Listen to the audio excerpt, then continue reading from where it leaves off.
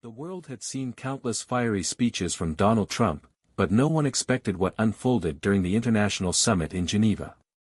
Cameras were flashing, reporters were crammed into the press hall, and leaders from across the globe sat with folded hands, bracing for another round of diplomatic theater. But instead of the usual bluster, Trump leaned forward, fixed his eyes directly on Vladimir Putin, and unleashed a verbal barrage that shook the entire room. "Enough is enough," Trump thundered, his voice echoing through the chamber. "The games, the manipulation, the intimidation, it all ends right here, right now. The world deserves honesty, not deceit." Gasps rippled across the hall.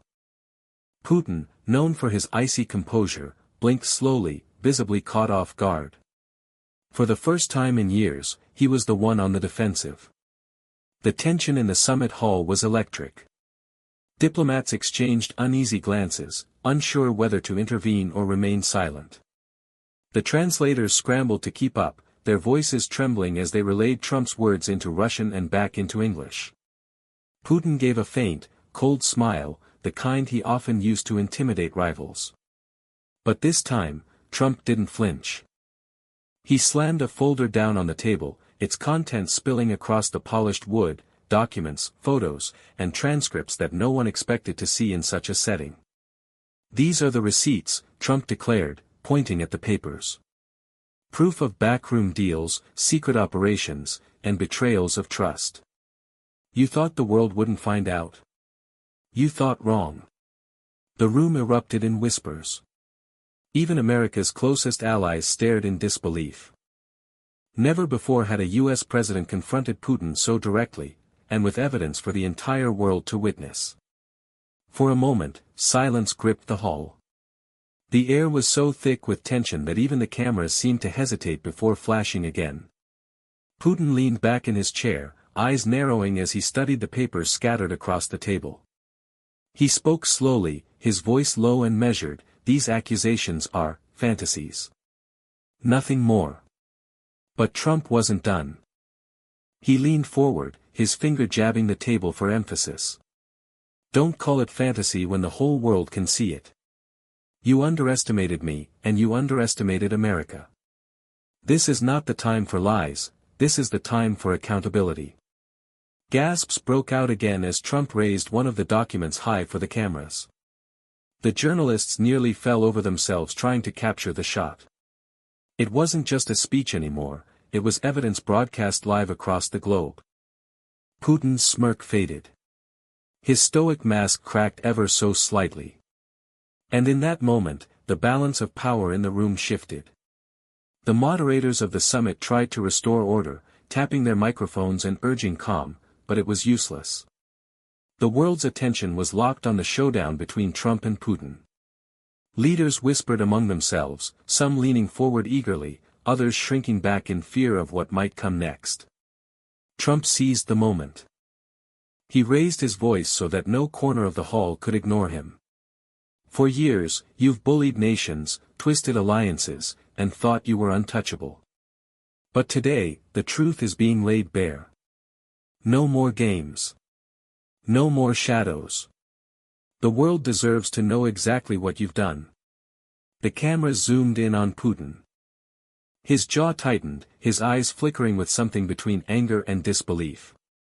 He reached for his microphone, but his words were drowned out by the thunderous noise of reporters shouting questions and the relentless clicking of cameras. And then, in an unexpected twist, Trump turned to the audience of world leaders and declared, "If anyone here still doubts what I'm saying, I invite them to review the evidence themselves. Right here. Right now." The entire summit erupted into chaos. The scene spiraled into a frenzy. Delegates stood from their seats, straining to catch a glimpse of the documents. Reporters shouted over one another, desperate to capture sound bites that would dominate global headlines. Security guards moved closer, unsure whether they should protect the papers, the leaders, or both. Trump, unfazed by the commotion, spread more files across the table. "This isn't about politics," he boomed. "This is about truth. And today, truth wins." Putin's hand clenched around his pen, his knuckles turning white. He tried to interject, but every time he opened his mouth, Trump cut him off with another explosive revelation. One by one, the files revealed deals, covert strategies, and alliances that had never been spoken of publicly. For the first time, the carefully crafted image of Putin as the unshakable chess master was slipping. His silence spoke louder than any denial. World leaders leaned in, some nodding quietly, others shaking their heads in disbelief. By now, social media was ablaze. The broadcast was live, and clips of Trump slamming evidence on the table were already going viral. Around the world, millions of people sat glued to their screens, watching history unfold. As the uproar swelled, Trump raised his hand, demanding silence.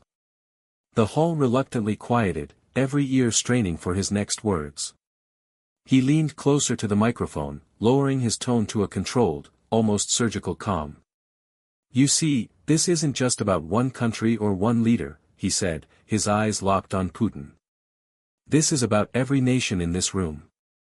Every family that deserves peace. Every child that deserves a future not chained by fear or corruption. And today, I'm pulling the curtain back." Gasps echoed again as Trump motioned to aides standing nearby. They wheeled in a projector, its screen flickering to life with images and reports no one had ever expected to be shown in such a public forum. Grainy photos, intercepted messages, signatures, proof of backroom dealings laid bare for the entire world. Putin shifted in his chair, clearly uncomfortable for the first time. His cool exterior cracked under the weight of the spotlight. The cameras caught it all, the twitch of his jaw, the flicker in his eyes, the clenched fist on the table. The world's most powerful man was no longer untouchable. The images on the screen told a story louder than any speech could. Lines connecting secret meetings, coded communications, and covert operations appeared for the world to see. Delegates murmured in disbelief, some even covered their mouths in shock. Trump paced slowly in front of the projector, his hand sweeping across the glowing web of evidence. "This is what has been hidden from you," he declared. "This is why nations have lived in fear. And this," he tapped the screen with his finger, "is why I refuse to stay silent any longer." Putin leaned forward at last, gripping his microphone.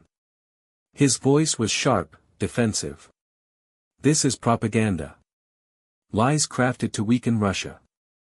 You insult not just me, but my entire nation." But the damage was already done. The smirk was gone. The commanding aura he once carried had been punctured, and everyone in the room could feel it. Meanwhile, phones buzzed across the hall as leaders received updates from their advisors. Social media platforms were crashing under the weight of traffic. Hashtags linked to the summit trended worldwide within minutes. For the first time in decades, the world wasn't watching Putin control the stage, they were watching him cornered. Trump, sensing the shift in momentum, pressed harder. He raised his voice so every camera, every microphone, every pair of eyes in the hall would catch his words. "You call this propaganda?" he thundered. "Then why do I have names, dates, and signatures that tie directly back to you? Why do I have witnesses who are ready to testify before the entire world?" The hall erupted again, this time with gasps and murmurs that bordered on outrage. Delegates from smaller nations, often sidelined in global affairs, sat up straighter, emboldened by the possibility that they were finally seeing the mask pulled away from one of the most powerful figures on earth. Putin's response was delayed, long enough for the cameras to capture the hesitation on his face. When he finally spoke, his voice was clipped, his tone unusually defensive. "This is a staged performance. Nothing more." But Trump was already one step ahead. He held up his hand, signaling to an aide, who produced a sealed envelope. With dramatic precision, Trump tore it open and slid a fresh stack of documents across the table toward the moderators. "Then let the world decide," he declared. "Let every nation here examine the truth for themselves." The room froze. It was no longer a battle of words, it was a global trial unfolding in real time. The moderators, visibly shaken, gathered the stack of documents Trump had pushed forward. They exchanged wary glances before handing them to a panel of neutral officials tasked with overseeing the summit. The papers rustled loudly in the silence, every turn of a page amplified by the tension in the room. Trump folded his arms and stood tall, his gaze fixed on Putin. "You wanted to play power games," he said steadily, "but power means nothing without trust. And today, the trust is gone." The cameras cut to Putin. His jaw was clenched, his posture rigid. The man who once thrived on commanding silence was now caught in it. His denial had landed flat, his words drowned out by evidence too overwhelming to ignore. World leaders began whispering to their aides, some even walking out of the chamber to make urgent phone calls. It was clear the impact of Trump's revelations was spreading far beyond the walls of the summit. Meanwhile, social media exploded. Clips of Trump sliding the documents across the table were replayed in a loop, hashtags like #TrumpExposesPutin and #GlobalShock shooting to the top of trending lists in minutes. For the first time, the world was watching Putin lose control, live, unfiltered, and undeniable. The moderator cleared his throat, his voice unsteady as he addressed the assembly. "These documents, they must be verified. But if what is written here is true, then we are witnessing one of the most serious breaches of trust in modern history." The hall buzzed like a hive. Reporters rushed to relay updates, their phones glued to their ears as editors screamed for front-page headlines. Nations that had once tread carefully around Putin were suddenly emboldened, their representatives whispering about sanctions, resolutions, and even emergency sessions of the United Nations. Trump seized the moment. He pointed directly at Putin, his voice carrying the weight of finality. "You can deny it all you want. But the world doesn't run on fear anymore. It runs on truth. And the truth is standing right here, in front of everyone." Putin's hands pressed tightly against the table, his composure cracking further. His silence, once a weapon, now worked against him. The cameras zoomed in, broadcasting every flicker of his frustration to millions of viewers across the globe. Outside the summit hall, protests were already breaking out. Crowds gathered in capitals worldwide, waving banners, chanting, and demanding accountability. The shockwave from Geneva had gone global in a matter of hours. History was being written in real time, and there was no turning back. The summit hall had transformed into something resembling a courtroom. The neutral officials continued leafing through the files, their expressions shifting from disbelief to alarm. Each revelation seemed heavier than the last. Trump stood firm at the center of it all, his voice booming over the chaos. "Leaders of the world, you now hold in your hands the truth.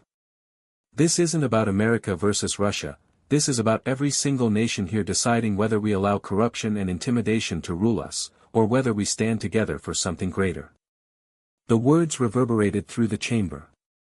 Delegates who had once kept silent during confrontations between Trump and Putin were now nodding, some even applauding cautiously. The tide had turned. Putin, however, wasn't finished.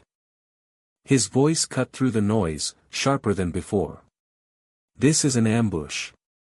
A carefully staged spectacle.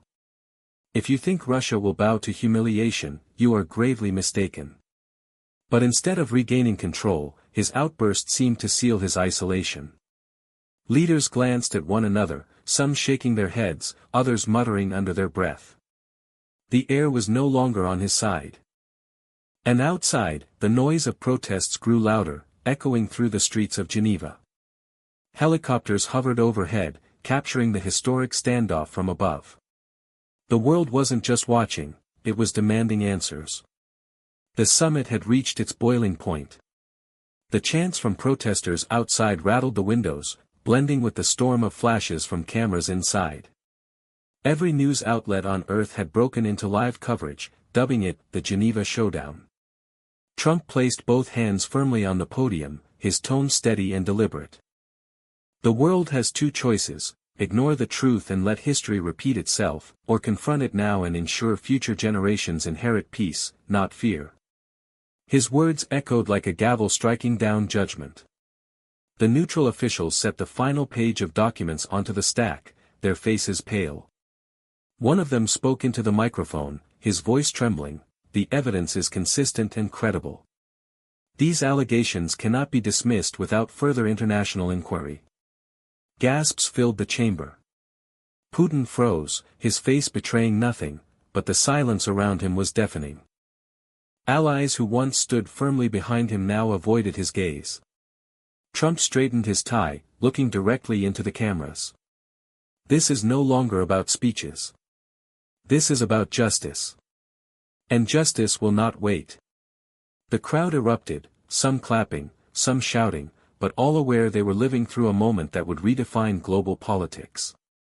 The summit hall thundered with the weight of history. World leaders rose from their seats, some applauding openly while others whispered urgently into phones, signaling the start of a new political storm. Reporters surged forward, their questions overlapping in a wall of sound. Putin sat motionless, his fists clenched, his silence now louder than any denial he could give. The spotlight burned down on him, and for once, he looked less like the untouchable strongman, and more like a man cornered. Trump turned one last time to the cameras, his voice cutting through the chaos. "The world has seen the truth. No more hiding. No more lies. Today, history begins a new chapter." The crowd roared, the flashes of cameras nearly blinding. Outside, protesters cheered as the news spread instantly across the globe. Social media platforms were flooded with clips of the confrontation, each headline more explosive than the last. In Geneva that day, the balance of power shifted. And though the aftermath would ripple for years to come, one fact was undeniable: Trump had gone nuclear on Putin, and the world was left in total shock. As the summit reached its breaking point, the final image seared itself into history: Trump standing tall at the podium, documents scattered across the table like shrapnel from a political explosion, and Putin frozen in silence, unable to reclaim control. The moderator struck the gavel, his voice firm yet shaken. "This summit will reconvene under emergency proceedings. An international inquiry will be launched immediately." His words carried the weight of inevitability. There would be no burying this moment. Trump gave a curt nod, as if sealing the chapter himself. "The people of the world deserve transparency. And today, we've taken the first step toward it." His tone was steady, but the magnitude of what had just unfolded was undeniable. Outside, crowds chanted louder, their voices blending into a single echo that spread through Geneva's streets: "Truth! Truth! Truth!" News anchors across every continent declared the same verdict: this was a turning point the world would never forget. For Putin, the silence was damning. For Trump, the defiance was historic. And for the world, the shockwave of the confrontation promised a new, uncertain era. The summit closed not with diplomacy, but with rupture. And as the leaders filed out, one thing was clear: history had just been rewritten, live before the eyes of the planet.